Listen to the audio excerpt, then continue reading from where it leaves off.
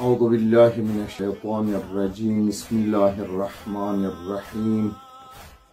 الحمد لله رب العالمين. الصلاة والسلام على سيدنا محمد وآله الطاهرين ولعنة الله على أعدائهم أجمعين. طولنا مخي د مولا فخر الساجدين زين العابدين حضرت امام سجاد علیه الصلاة والسلام شهادت طول مؤمنانو تا مؤمناتو تا مراجعیزان تا خپل آقا خپل مولا امام زمان تا عجل الله فرجه الشریف تا تسلیت و تعزیت پیش کنم. مولا سجاد علیه الصلاة والسلام 5 شعبان 38 هجری کی دنیا تا د مولا ولادت و سعادت وشول. 95 هجری کی مولا تا شام بن عبدالملک توسط ونقشای جوړه کړله چې ولید بن عبدالملک توسط سره هغوی ته مسموم شولو. مدینة المنوره کی مولا تا 25 محرم الحرام 95 هجری کی مولا تا شهادت ورسیده. مولا سجاد علیه السلام تا ویلی سجاد نه یی.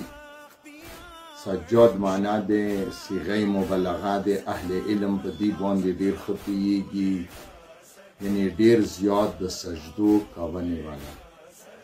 مولا عبادت تسترګي وغړوي، د مولا تلنی سجدو تسترګي وغړوي. مولا ته کله نعمت الهی ملو شوله یا سجده به کوله، اور کې بیا تلنی سجده کولې. امام علیه السلام ته کله وضو ته اوبه راوړلې، مولا بدن به په لرزا شولو. د مولا مبارکې چهرې رنګ به تغیر پیدا کړلو، تبدیلی به ورته راغلل. دی وجینا امام علیه السلام ته سجاد نه یعنی ډیرو زیاتو سجدو کوونی والا. اندیشان سره امام سجاد علیه السلام یو بل لقب غواړم چې ذکر کم، هغه د زین العابدین، زینت ورکوونی والا. چیتا عبادت تا مولا زینت ورکړلو. مولا شپې تیروله، مولا مناجات، مولا زین العابدین علیه السلام فقراو سره مدد، مولا غلامان ازدول، مولا فقراو سره مدد کولو، مولا ایتام سره مدد کولو. مولا واقعا مولا حسین علیه السلام بابا شهادت نورسته یا ډیر ظلمونه ولیدل. هغه د بني امیه حکمرانو زمانه کې هم مولا ته ډیر تکلیفات ورسېدل. کشولو زه به دویم پارت کې زه تاسو خدمت کې که څه اشارې مو کولې وبکم. دوستان عزیز، مولا زین العابدین علیه السلام ته ویلی زین العابدین یایی. ایس مولا بو دی خدای عبادت کی دور مصروف و هغه به ساره دنیا ته توجه نه کوله. امام علیه السلام مبارک مټونه به ابا ولویدله، توجه وینه و صحابه و بڅرته ویل یا ابن رسول الله ابا دلویدلی و. امام بوته ویل سزی چا درگاه ته ویلو ما ابا ته سوچ نه. امام کور ته ور ولګېدلو، امام علیه السلام ته وینځي راغللې، ور لګېدلې دی. امام ساره دی طرف ته ور طرف ته توجه نه و. امام علیه السلام چې کله الموس ختم کړلو، وینځي به راغللې، غلامان به راغللو. مولا ویلې، امام به ورته ویله چې زه بل چا درګاه کې ولاړم. د امام یو فرزند ګرمي قیوت الویږي، وینځي رڅي، فرزند ولویدلو، اما امام د خدای درگاه کې هغه عبادت کوي.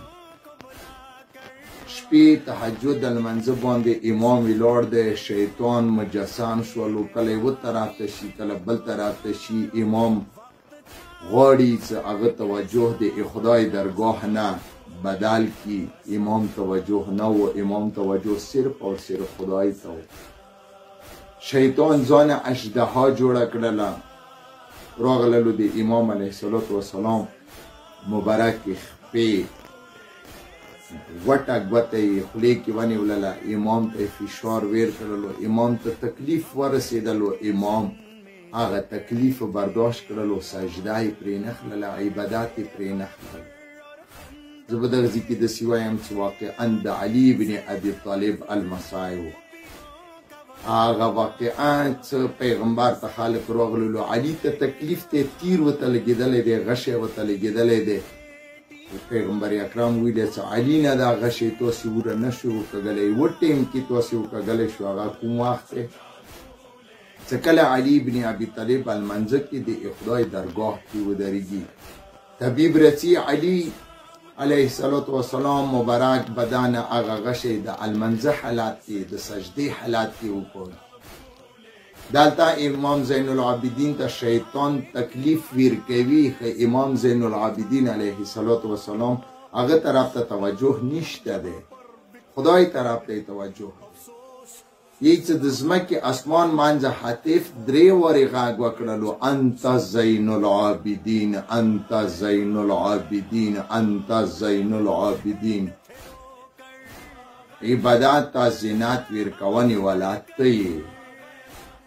اخیری روایت وایم چې قیامت ورځې به کله ټوله محشر صحرا کې ودرېږي، اهل محشر کې به غږ وشي این زین العابدین، زین العابدین چیرته دی؟ هیڅ د اولیاو صفو کې، د انبیاو صفو کې، د شهداو صفو کې به امام زین العابدین راوځي.